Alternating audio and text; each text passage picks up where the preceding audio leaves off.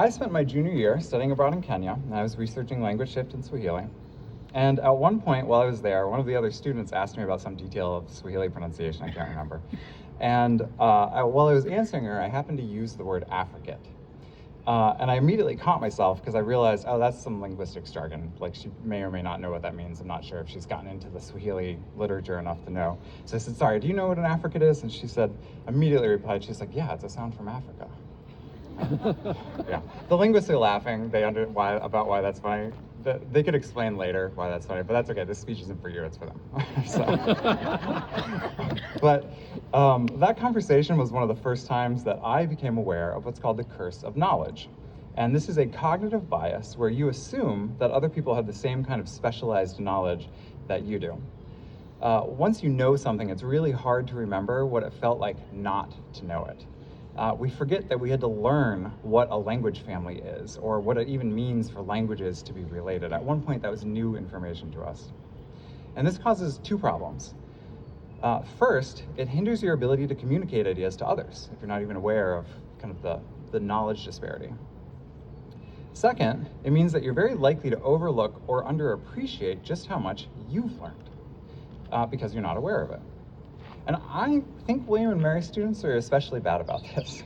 Not because we're bad communicators, but because we tend to be very forward-thinking, right? What's the next project I want to tackle? What's the next deadline or fire I want to put out? How can I make an impact in the world? These are things, I mean, you all are very ambitious, precocious students, out to change the world. And so this is kind of our mindset. But we're not very good at taking a moment to just pause and reflect on our wins.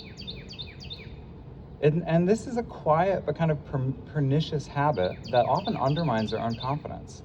And it makes you feel like you're never enough, or you've never accomplished enough, or you don't know enough. Is this resonating with anyone, by the way? Yeah, okay, good, because this would be an awkward speech if not. The best thing to do, just a piece of practical advice, the best thing you can do to combat this, the feeling is to take time on a regular basis, I do this daily, weekly, monthly, yearly, to just sit down and appreciate your wins and your lessons you've learned. Write them down in a journal. The point of this habit isn't to just pat yourself on the back and make yourself feel better. The point of the exercise is to prove to yourself that you're the type of person who is capable of accomplishing the goals you've set for yourself. And you can't do that if you never stop to look at the evidence for it, right? We're all evidence-based linguists, right? We make decisions based on data. So you want to sit back and look at what you've accomplished and just show yourself, oh, I am capable of this. I do know what I'm talking about. So in light of that advice, I want to take the rest of this talk to pause and appreciate just what you've learned during your linguistics degree at William and Mary. I think genuinely that a linguistics degree is the most useful, versatile, and generally enlightening degree you can get at university. Anyone agree on this, I think? Yeah, good. I mean, I know we're a little biased, but it's fine. But allow me to convince you if not. So for starters, linguistics makes you aware of cognitive biases. You know that linguistic discrimination is one of the last bastions of socially acceptable discrimination because the majority of people don't even realize it happens, right? You understand how it affects hiring decisions, the dynamics in the workplace. You're better prepared for how to think about and address these issues than anybody else. Linguistics makes you a better communicator. You know that language is often less about what is said and more about what is implied or accomplished with speech, so Gracian maxims, pragmatics, right?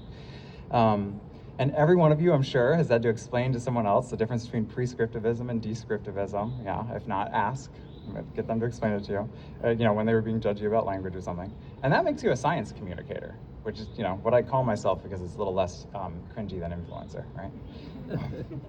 And so distilling complex technical ideas in a way that's accessible to non-specialists is an incredibly useful skill to have. And you've all practiced it already, I guarantee it. Linguistics teaches you to think like a scientist. What's the first thing you learn in Ling 220, Ling 101, Ling 220 here, about how linguists think about language? It's prescriptivism versus descriptivism, right? And descriptivism is at the heart of what it means to do science. You seek to describe and understand the world before you judge it. You identify the problem before you can help address the problem, right? As we learned from language in the NFL community. Your methods classes taught you about data collection and data management.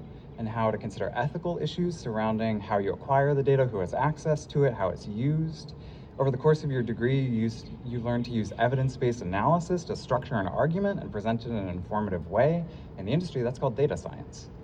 And finally, because it's such an interdisciplinary field, linguistics exposes you to theoretical paradigms and methodologies from a huge array of different fields.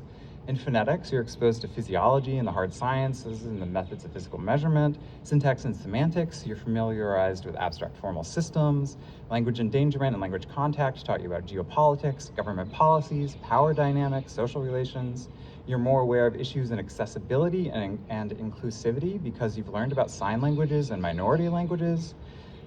In historical linguistics, you might have touched a bit on archaeology and genetics and how that informs, language change over time. In computational linguistics, you learned about speech technologies, machine learning, maybe AI. You've engaged with ideas in psychology, cognitive science, neuroscience, evolution, anthropology, sociology, child development, language education, speech pathology, and many others. And others that you were talking about today, I didn't even list. You've been given an intellectual toolkit unlike that of any other students on this campus. And that breadth of knowledge benefits you tremendously because real insight comes from making connections across domains. Multiple studies of Nobel laureates, for example, show that they are significantly more likely to be polymaths across multiple disciplines.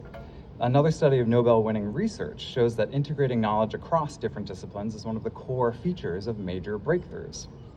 And you've been given a slew of different frameworks for understanding the world. You've been taught to think in systems. You know that it's not enough to find a few similar sounding words in different languages to know that they're related. You have to look for systematic patterns instead. I love that I'm seeing nods for this. You've come to appreciate the fact that bottom-up emergent systems like grammar function just fine without top-down authoritarian oversight. You know that there are often competing pressures at work in any given system. Linguistic relativity, or Sapir-Whorf hypothesis, tells us that language influences the way we think, but we also know that language is shaped by how it's used. And so there are counterbalancing processes at work. And you'll think about that every time someone makes a bold, absolutist claim in a field you know nothing about. Because it raises a red flag because you know that the world is more complicated than that. Acquiring technical skills like advanced statistical modeling or programming or whatever is easy. You all are William and Mary graduates from one of the most brilliant undergraduate institutions in the world. Like, you'll pick up a couple books like any good William and Mary nerd and just learn about it. It's no problem. That's easy. What's hard to learn is the soft skills and the analytical frameworks and the different ways of thinking about a problem. And that is where your degree in linguistics, I think, really shines. So I hope I've convinced you just how valuable your linguistics degree is and that you're getting a great deal for your money.